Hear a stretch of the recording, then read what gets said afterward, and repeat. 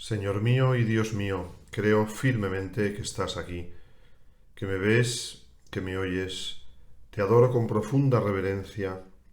Te pido perdón de mis pecados y gracia para hacer con fruto este rato de oración. Madre mía Inmaculada, San José, mi Padre y Señor, Ángel de mi guarda, interceded por mí.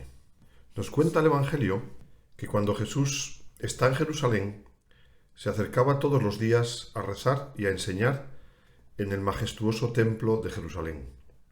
Uno de esos días se indigna al entrar por el mercadillo que estaba instalado en la gran explanada de la entrada. Animales para los sacrificios, cambiadores de monedas, un batiburrillo de personas y de animales. Y nos cuentan los evangelistas que Jesús hace con unas cuerdas un látigo y les echa a todos de allí, tira las mesas y se monta un buen lío. Y les grita: habéis convertido la casa de Dios en una cueva de bandidos. No es la primera vez que veía Jesús el templo. Desde aquel día a los 12 años, Jesús había asistido, ya con desagrado seguramente, al espectáculo del templo de la casa de Dios convertida en el mercado central. Gritos, risas, defecaciones de los animales, balidos de ovejas asustadas, arrullo de las palomas en sus jaulas, ruido de monedas. No parecía para nada una casa de oración.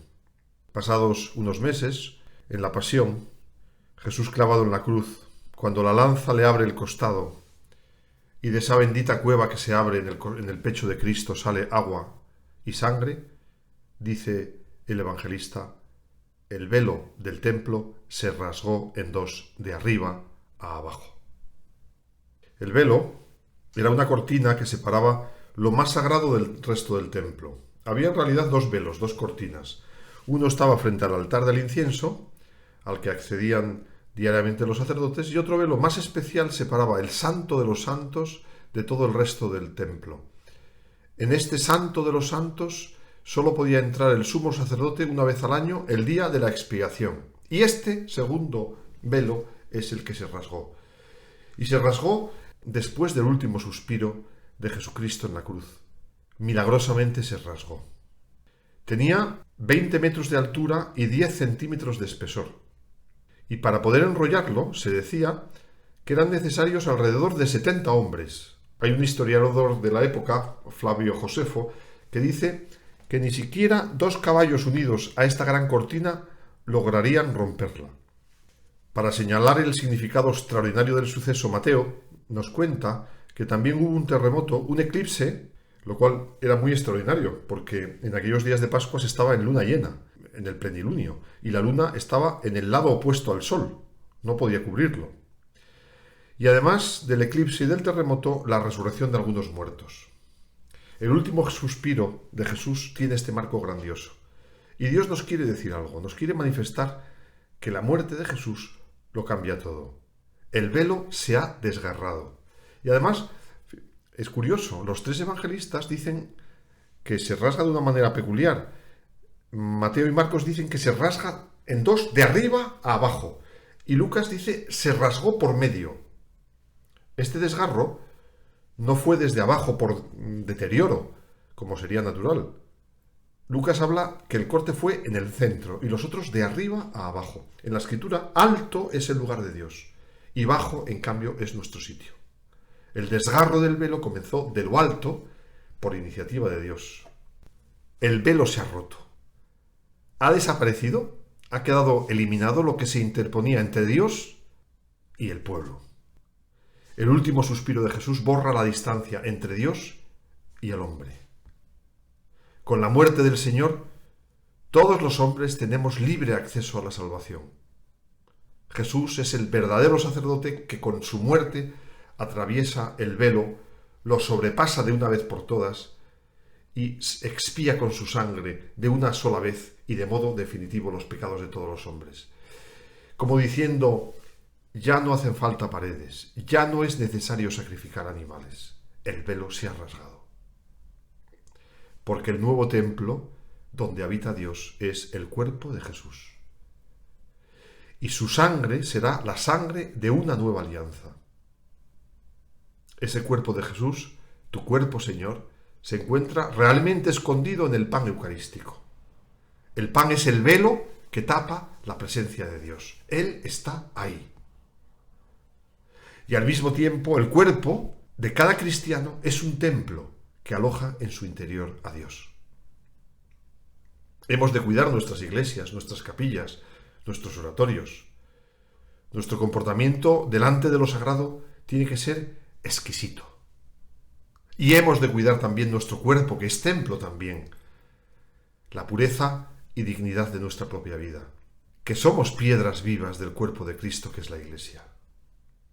¡Qué alegría te dará, Señor, encontrarte a gusto en el sagrario de mi parroquia, cuando notas que allí te queremos, te visitamos, te cuidamos! Y qué alegría también te dará, Señor, encontrarte a gusto en mi vida, cuando lucho por alejar de mi corazón los pensamientos vanos, las envidias, los celos, los pensamientos frívolos. Desde luego, siempre podemos tener mejor nuestros templos, los manteles, las flores, nuestro comportamiento y nuestra participación puede ser más digna. Y siempre, al mismo tiempo, podemos tener el templo de nuestro corazón mejor preparado, para que el Espíritu Santo se aloje en él. Hay un paralelismo entre el templo con mayúscula y el templo con minúscula. El templo con mayúscula, el cuerpo de Cristo; el templo con minúscula, mi cuerpo, tu cuerpo. Ambos son sagrados porque alojan a la divinidad. Además, cuando el cristiano cuida y se preocupa del templo alojado en su interior, hará todo lo posible por amar, por cuidar el templo de su iglesia. Se puede decir, por tanto, que se ha multiplicado la presencia de Dios por toda la tierra. Allí donde hay un tabernáculo, un sagrario, allí está Dios. Allí donde hay un cristiano, allí inhabita Dios. A veces, Jesús, nos quejamos de que no te vemos. Paradoja, paradoja. Nunca ha habido más presencia de Dios en la tierra. Nunca ha habido tantos sagrarios ni tantos cristianos. Dios está cerca. Desde la ventana de tu casa, a lo mejor se ve la torre de la iglesia y escuchas las campanas de tu iglesia, de tu parroquia.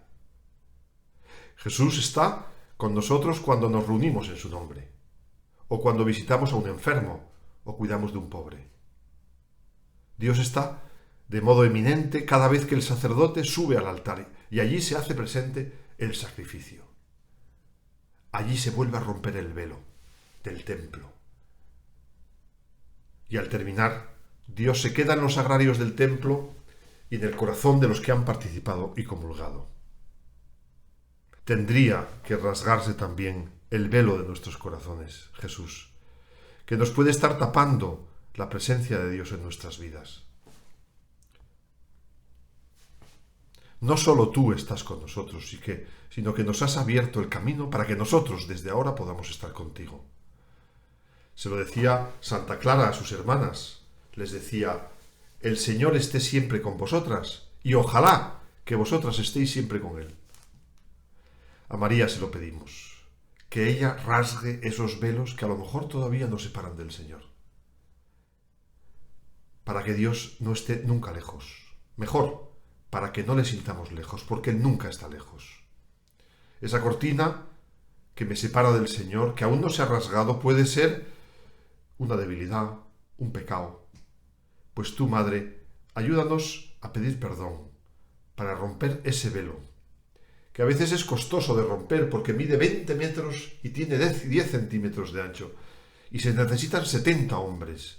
Pero con tu gracia, con la gracia de tu Hijo María, tú puedes hacer que ese velo se rasgue, y así siempre Dios esté junto a mí y yo junto a Él.